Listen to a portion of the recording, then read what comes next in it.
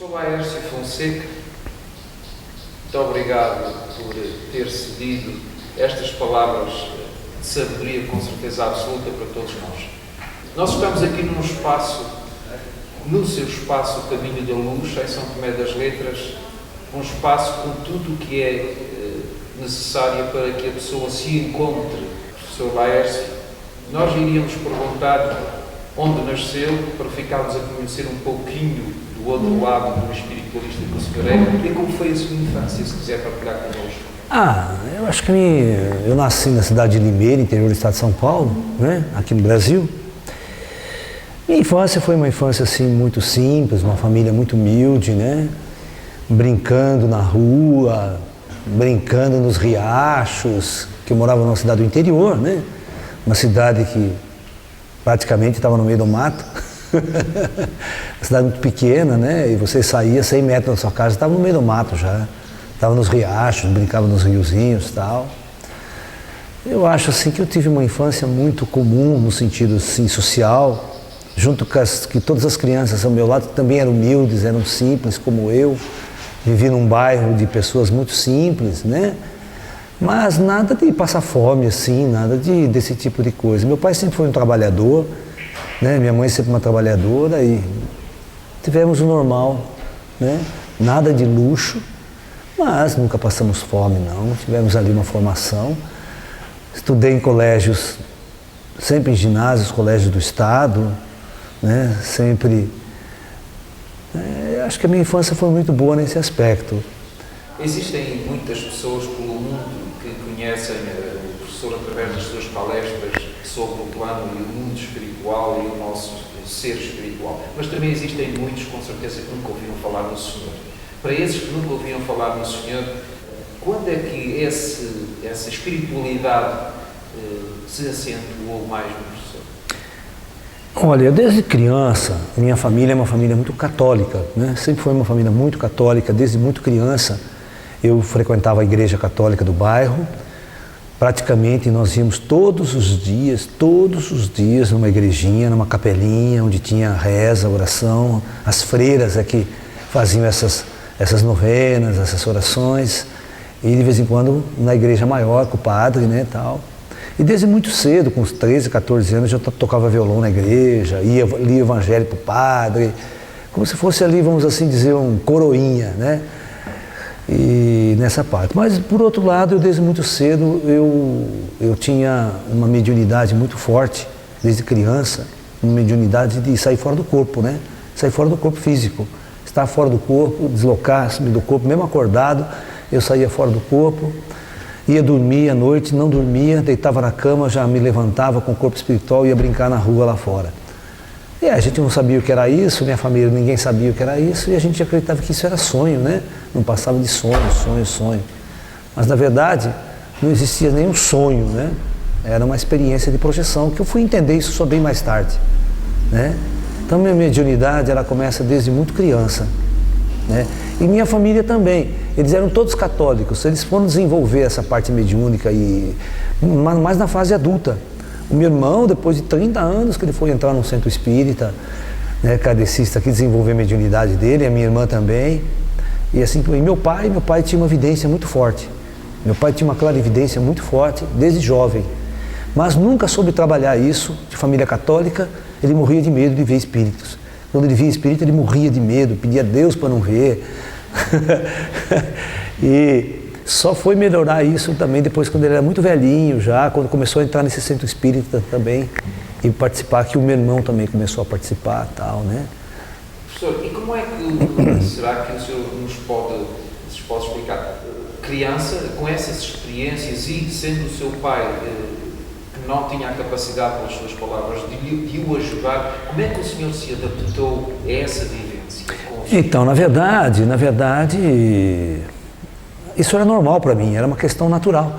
Então eu não tinha medo, não tinha problema nenhum, interagia com as coisas numa boa. E quando a coisa acontecia mais de noite, era tudo sonho para mim. Os pais falavam que era sonho. Então, achava que todo mundo sonhava igual, né? Mas quando eu comecei, depois dos 14, 15 anos, eu comecei quando a puberdade vem, essa paranormalidade dá uma desaparecida.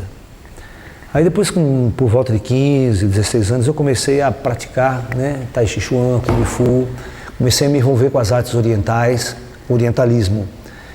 E aprendi a fazer meditação, essa coisa toda. Então, quando teve uns 16 para 17 anos, começou a voltar tudo. Toda a mediunidade começou a voltar. Eu estava mudando a minha alimentação, sendo vegetariano. Essa coisa toda proporcionou uma volta muito poderosa dessa mediunidade. E aí eu já estava um pouco mais maduro para entender os espíritos, compreender os espíritos e poder ser orientado por eles. E a coisa interessante comigo que aconteceu tudo com a linha oriental. Eu nunca participei de um centro espírita kardecista, igual o meu irmão, que já tem uma formação kardecista. Eu nunca tive uma formação kardecista, tive uma formação orientalista, com os espíritos orientais sendo os meus guias e que estavam me orientando nesse processo, já que eu estava praticando Kung Fu, Tai Chi, estudava filosofia oriental, estudei budismo, estudei taoísmo, hinduísmo, comecei a praticar yoga também. Então todo esse envolvimento, né, me deu toda uma visão bastante diferenciada do catolicismo e do cristianismo ocidental. E eu achei muito interessante isso, porque eu me adaptei muito mais a essa linha de pensamento do que toda aquela minha vida que eu estava dentro da Igreja Católica e que a gente é bombardeado a vida inteira pelo cristianismo e pela Bíblia, né? Com que idade é que o professor começou a ter junto de si os guias, os mestres? A partir dos 17 para 18 anos. E até hoje, alguns deles ainda o acompanham? Não, até hoje todos eles e muito mais. Para também aqueles que não conhecem as palestras e as linhas espiritual do professor tem uma área fantástica e adorável que é a ufologia e o contato com os irmãos das estrelas. Fala-nos sobre isso, com que idade? Então, eu desde muito criança, desde o primário, o ginásio, eu sempre fui considerado um gênio na minha cidade em matemática e física e ciências. Então, no colégio eu era um dos melhores alunos, no ginásio eu era um dos melhores alunos, no colégio um dos melhores alunos, e entrei para a universidade para estudar física, nas melhores universidades aqui do Brasil, que é a Universidade Estadual de Campinas, né? E o curso de física é um dos melhores do Brasil e da América Latina, praticamente. E eu, desde muito cedo, eu me interessava demais, eu adorava estudar astronomia, adorava estudar astrofísica, tudo que vinha do céu, das estrelas, eu amava. E eu adorava estudar ufologia, seres extraterrestres, disco voador, tudo que tinha eu lia, me fascinava tudo isso, né? E aí, quando eu fui fazer física na universidade, encontrei meus professores, eu tive a sorte de ter um orientador que era mestre da loja Rosa Cruz. Então, além de ele ser um físico, ele era um esotérico também. Então, nós nos demos muito bem nesse processo. Eu fiz uma iniciação científica na área de teoria geral da relatividade de Einstein, né? É uma área matematicamente muito difícil, é uma área teórica das mais difíceis na faculdade, mas graças a Deus eu fui bem, eu consegui me desenvolver bem e estudando física quântica também, né? Que a física é basicamente a física moderna, física quântica e relatividade, né? Então, até que eu comecei a fazer a ponte, né, entre a minha mediunidade com os mestres orientais, com os meus guias e a ufologia, né? A ponto de eu perceber, então, entender essa relação entre espíritos e extraterrestres. E foi quando aí os espíritos extraterrestres começaram a aparecer também e a fazer parte da minha vida. Quando eu já era mais adulto, quando eu tinha uma formação mais básica, eu já tinha formado em física, estava fazendo mestrado e também tinha uma orientação espiritual muito baseada no orientalismo, muito centrada. Então aí foi o momento que os extraterrestres acharam por bem manifestar-se em minha vida e fazer parte da minha vida também espiritual. O que continua até hoje cada vez Continua mais. até hoje cada vez mais intenso. A espiritualidade nunca para, ela sempre evolui. Ela sempre evolui à medida que o discípulo ele vai se estabilizando, ele vai absorvendo esse conhecimento, vai vindo mais e mais e mais. Com certeza que muitos das pessoas que vão ver este trabalho não têm conhecimento de como muito interessante aquela conversa, entre aspas, não é? Do seu encontro, ou do encontro dos irmãos das estrelas consigo, quando o Senhor perguntou se eles não se podiam manifestar. Eu acho interessante. E a resposta deles que foi quando o Senhor lhe perguntou: mas vocês não me dão uma coisa para eu provar às pessoas que vocês existem? Isto é muito interessante. Quero partilhar connosco que é a resposta que... Na verdade, quando nós nos interagimos depois de um tempo, eu fui aprendendo a conviver com eles da mesma forma que eu aprendi a conviver com os espíritos. Tem uma adaptabilidade, tem uma adaptação, uma mudança de paradigma, uma mudança de consciência, né? Até o momento que eles resolveram pedir para mim se eu gostaria de cumprir uma missão ao lado deles, aqui na Terra, se eu gostaria de fazer uma missão, né?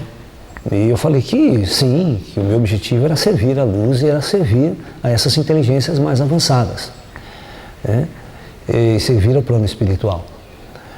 E foi quando eles me passaram tudo o que eu deveria fazer. Eu deveria ser um indivíduo, devia usar o meu conhecimento de ciência, devia usar o meu conhecimento de astrofísica, o meu conhecimento espiritual, a minha vivência espiritual, para passar para essa humanidade quem na verdade são os extraterrestres e qual é o papel deles aqui junto à humanidade Terra, junto a esse planeta. Essa era a minha missão. E então eu disse a eles um belo dia, né, que se eles poderiam me dar algo de concreto, né, para eu convencer a humanidade, em primeiro lugar, que eles existem, que tem uma discussão tão grande para os céticos, né, que não acreditam na presença extraterrestre aqui entre nós, e também para as pessoas que acreditam na ufologia, que estudam ufologia, mas você tem que provar para eles, né, que você teve um contato, que você tem uma experiência com os ETs. Então eu pedi a eles que eles me dessem algo de concreto para eu convencer essas pessoas de que eles realmente existem e que eu também tenho um contato com eles. E foi muito engraçado, né, que eles chegaram até mim e disseram que não.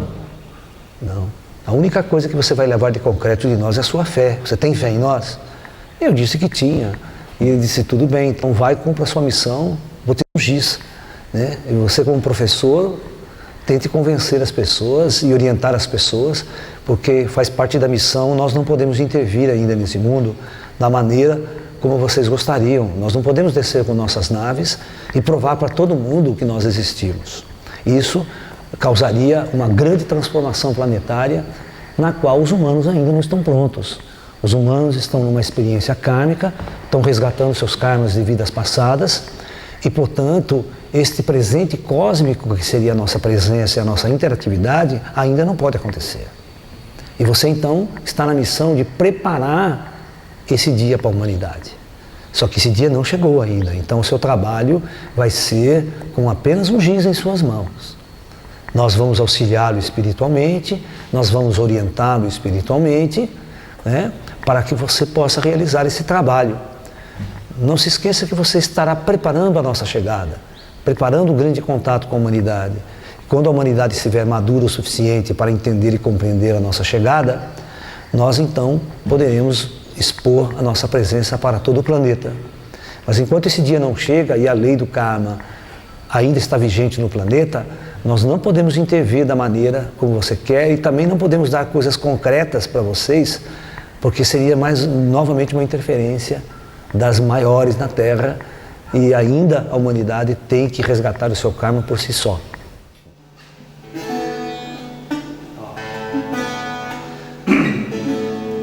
Quando digo que deixei de te amar, é porque eu te amo. Faço coisas que eu não sou, mas depois eu nego. Eu tenho medo de me dar meu coração e confessar que eu estou em suas mãos. Eu preciso aceitar que não dá mais pra te perder um dia.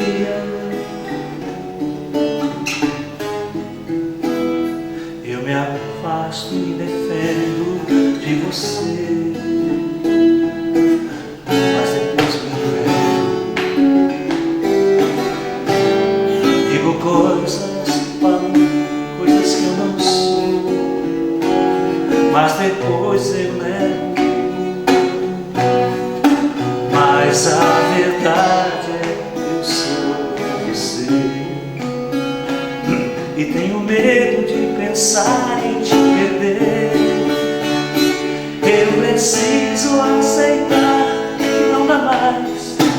separar as nossas vidas.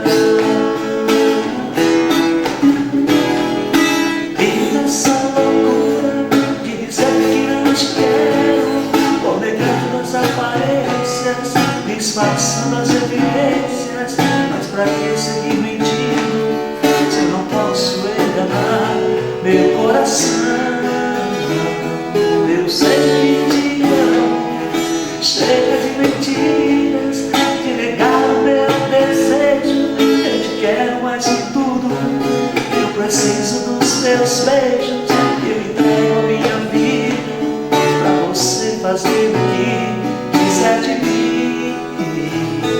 Só quero ouvir você dizer que sim, que é verdade, que tem saudade.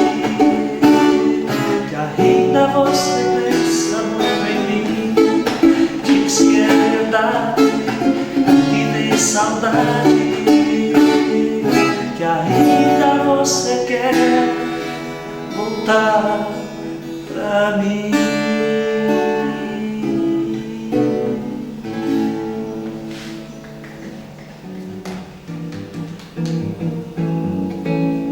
Já é outra pegada, entendeu? Se é emoção nova, vai. É.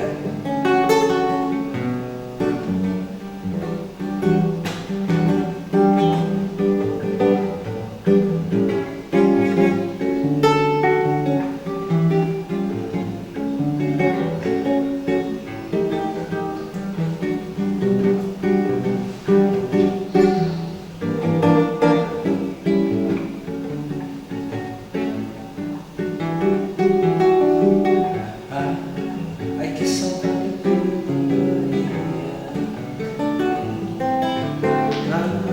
Se ele escutasse hoje eu não sorria. Se tua saudade tem algum defeito, eu também diria de ter alguém com quem eu possa me confessar. Pois me vejo como só um pobre infeliz que sente se desabafar, dizendo a todo mundo que me diz. Ó professor, já que o senhor parou, eu vou-lhe fazer uma pergunta, se quiser partilhar connosco. Quando se toca música, ou o senhor ou alguém que está a tocar a música com paz e com aquela vibração que deve ser, como é que se comportam os espíritos que estão no local? Então, os espíritos também adoram música, né? E todos os espíritos que partiram, que estão no mundo espiritual, né? Tem muitos músicos, muita gente, né? Cantores famosos. Nós temos um médium famoso aqui no Brasil, que era irmão do Gasparetto, ele chama Irineu Gasparetto. Gasparetto é uma pintura mediúnica, conhecido mundialmente. E o irmão dele é conhecido por canalizar músicos mortos, cantores mortos. E ele faz show ao vivo. Tem uma banda que persegue ele pega um violão, incorpora e vai cantando música inédita, tocando e cantando músicas inéditas, sabe? Dos cantores que partiram. É muito interessante, é muito interessante. O pessoal do morro, o pessoal lá, né? Os antigos compositores de samba, né? Entendeu? Toquinho, Vinícius de Moraes, entendeu? Vinícius, fazendo seus poemas. Maria Bethânia.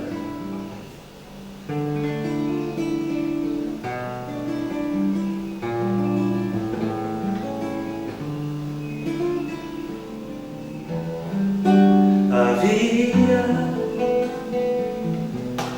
mais que um desejo da força do beijo, por mais que vadia, não sacia mais.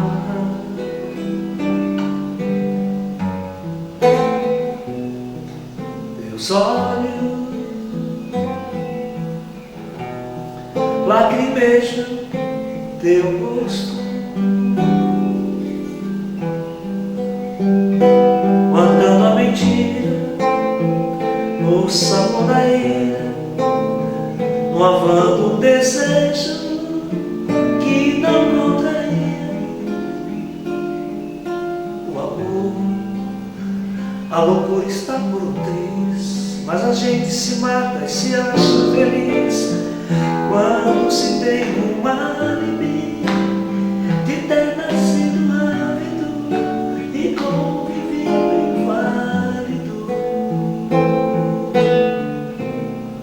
mesmo sem ter vivido. Quando se tem uma alibi de ter nascido ávido e convivido inválido, mesmo sem ter a vida.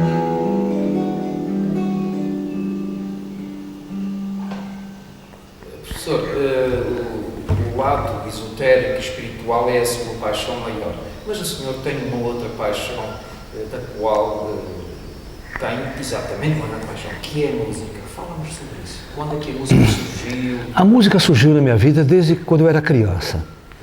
Eu acho assim, quando eu ouvia a música, eu me transportava para uma outra realidade, para uma outra dimensão. Música sempre foi uma coisa assim, que eu acredito ser um dos maiores presentes de nossa humanidade. A música na humanidade é uma coisa maravilhosa. E eu vejo música em todo lugar, sabe? Eu vejo música no canto dos pássaros, no som dos grilos, dos animais, a cigarra que canta o tempo todo aqui, né? Olha lá, a siriema que canta lá ao fundo. Todos os animais produzem sons. O ser humano produz sons através de sua garganta, do seu assobio. E esses sons podem se tornar um som agradável, uma escala harmônica, uma combinação harmônica de sons. Estudando isso na orientalidade, os mantras, né?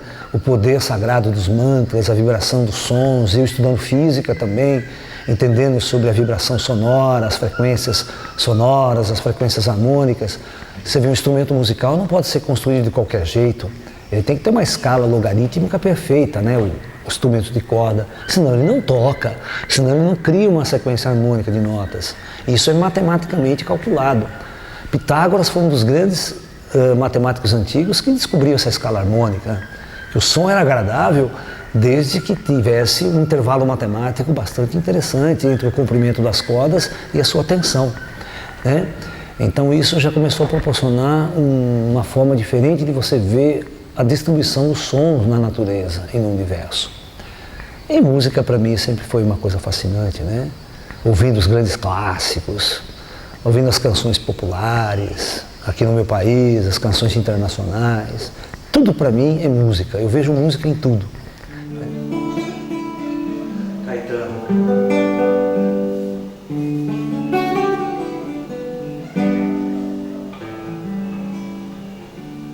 Às vezes no silêncio da noite eu fico imaginando nós dois. Eu fico ali sonhando, acordado, juntando o antes e o agora e o depois. Que você me deixa tão solto, que você não cola em mim. Tô me sentindo muito sozinho, não sou nem quero ser o seu dono. O carinho às vezes faz bem. Eu tenho os meus segredos e planos secretos, só abro pra você, mais ninguém. Que você me esquece e some. Se eu me interessar por alguém, se ela de repente me ganhar, gente gosta, é claro que a gente cuida. Fala que me ama, só quer da boca pra fora. Ou você me engana, ou não está madura. Yeah, yeah, yeah, yeah. Onde está você agora? Quando a gente gosta, é claro que a gente cuida. Fala que me ama, só quer da boca pra fora. Ou você me engana, ou não está madura. Yeah, yeah, yeah, yeah. Aonde está você agora?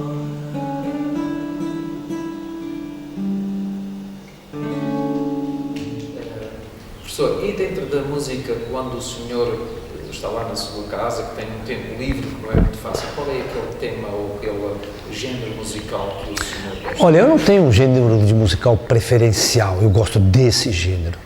Eu gosto de música.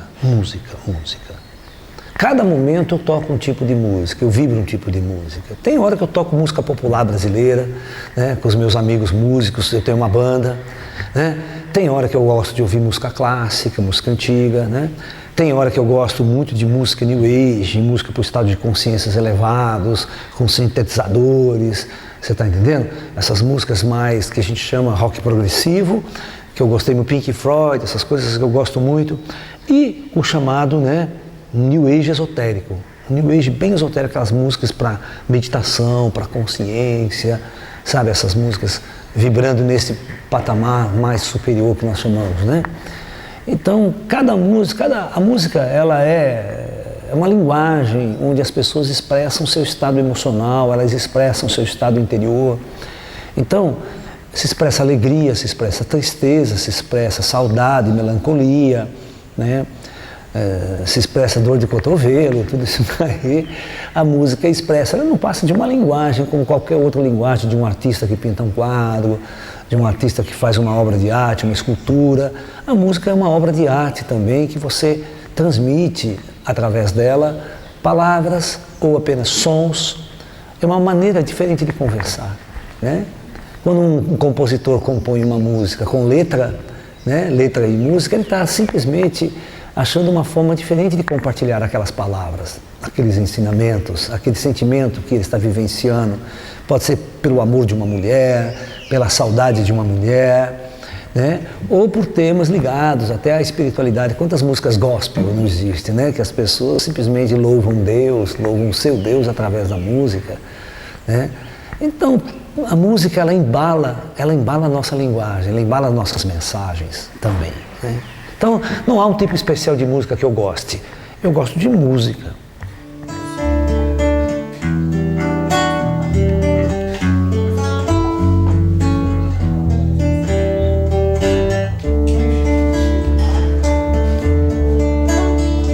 Cuidado, pé de milho que demora na semente. Meu pai disse, meu filho, noite fria, tempo quente, lâmpada de serpente, a traição me enfeitiçou. Liguei amor ao sei de já viver a minha dor.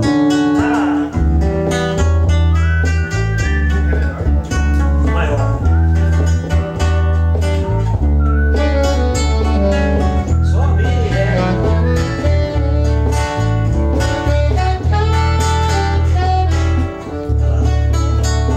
No chão da minha terra, num lamento de corrente, um grão de pé de guerra, pra colher dente por dente, lâmpada de serpente, a traição me enfeitiçou.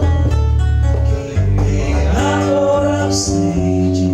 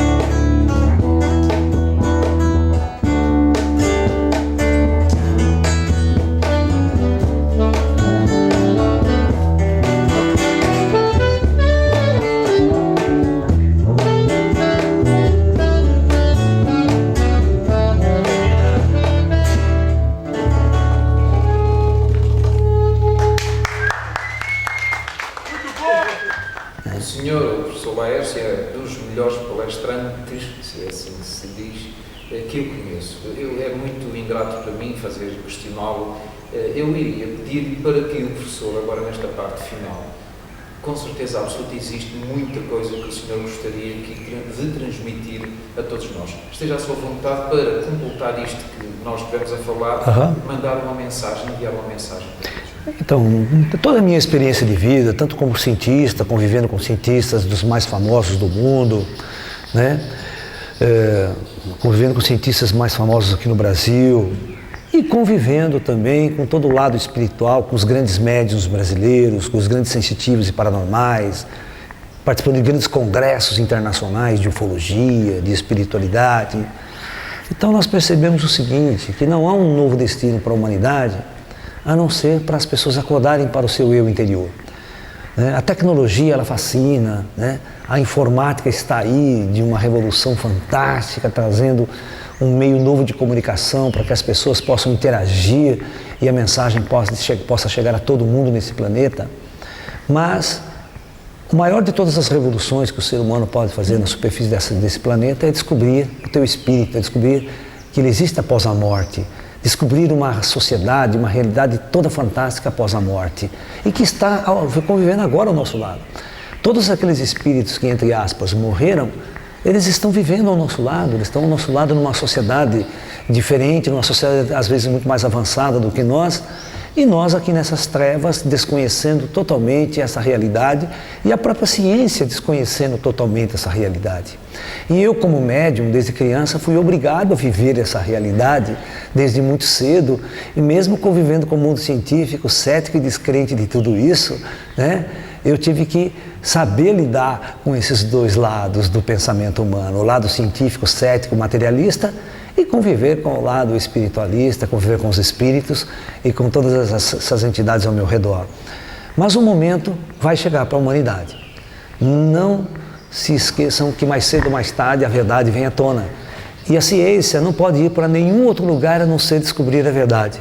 Esse é o papel da ciência. Então, vai chegar o momento que a ciência vai sim dar de cara com o elemento vida após a morte. E aí todos os paradigmas dessa civilização vão mudar. E os extraterrestres vão fazer essa ponte.